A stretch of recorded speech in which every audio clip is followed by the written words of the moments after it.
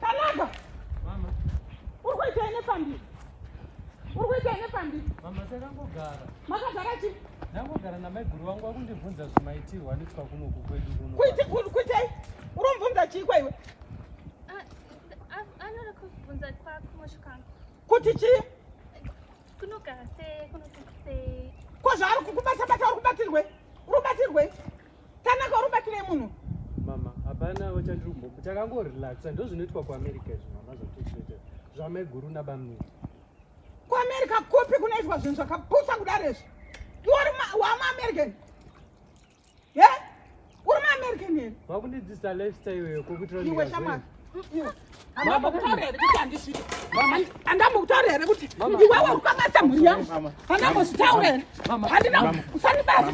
Uri kuzviona here? Mwanangu uri kuzviona here zviri kuita kamuna. Ona ndiwe ganda chena.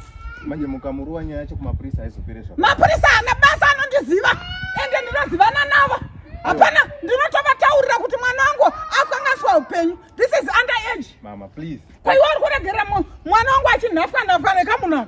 Pamwe kudzidzisana kwa. Sorry mama, sorry mama. Sorry mama. Yewe, uri kunhafa. Nonsense. Ayo, sorry mama. Kamwana kemba. Nakukangasa mhuri yangu pano. Uzoitei naini.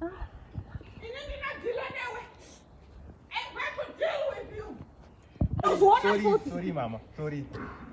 Iwe. Ziya murume wakainga iwewe.